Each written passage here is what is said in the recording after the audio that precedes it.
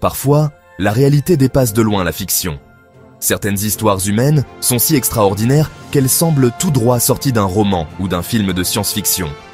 Celle de Tsutomu Yamaguchi, un ingénieur japonais, est l'une de ces histoires. C'est le récit fascinant, poignant et terrifiant d'un homme qui a survécu à 2 explosions nucléaires en l'espace de 3 jours.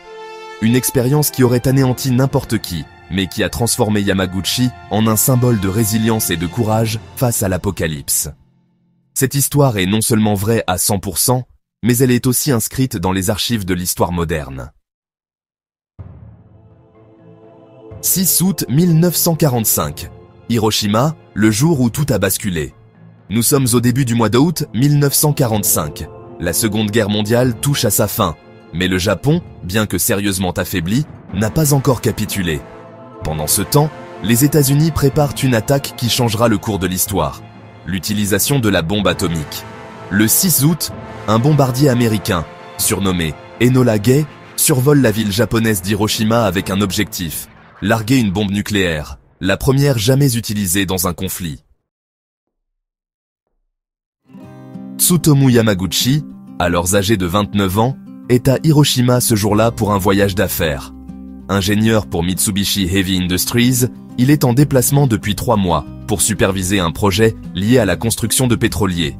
Ce 6 août devait être son dernier jour en ville avant de rentrer chez lui à Nagasaki, où sa femme et son jeune fils l'attendent. Vers 8h15 du matin, alors qu'il se rendait au port, Yamaguchi leva les yeux vers le ciel, intrigué par le bruit d'un avion qui survolait la ville.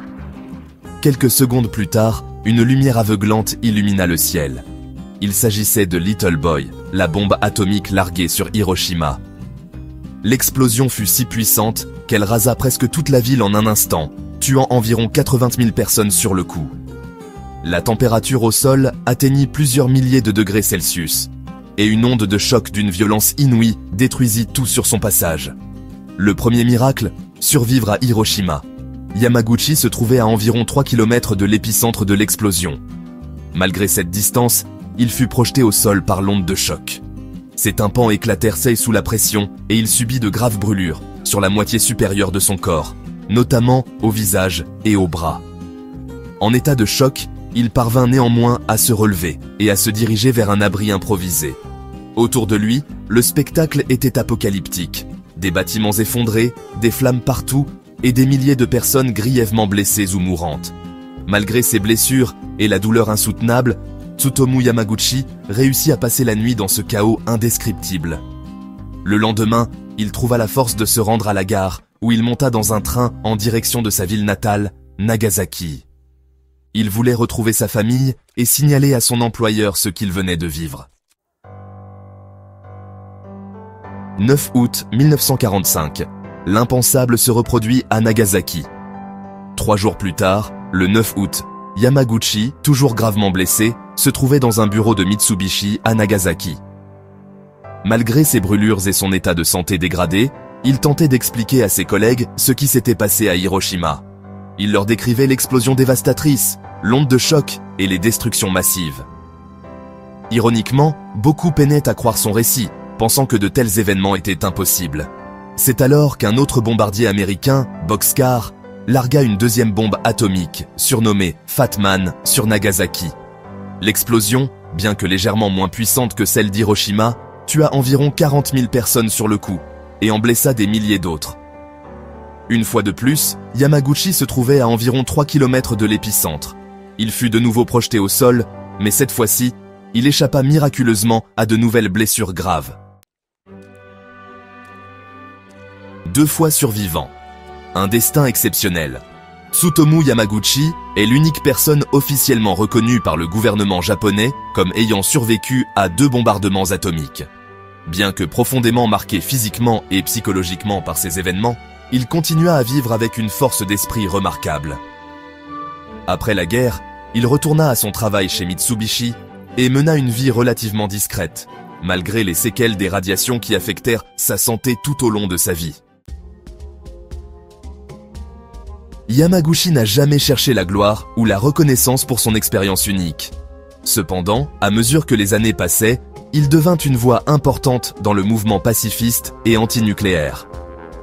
Dans ses discours, Il partageait son histoire pour rappeler au monde les horreurs de la guerre nucléaire et plaider pour un monde sans armes atomiques. Un témoignage pour les générations futures. En 2006, à l'âge de 90 ans, Yamaguchi prononça un discours devant les Nations Unies où il exhorta les dirigeants mondiaux à abandonner les armes nucléaires. Son témoignage, empreint de douleur mais aussi d'espoir, marqua profondément son auditoire. Jusqu'à sa mort en 2010, Tsutomu Yamaguchi resta un fervent défenseur de la paix, utilisant son incroyable histoire pour inspirer les générations futures. Une histoire de résilience et d'humanité.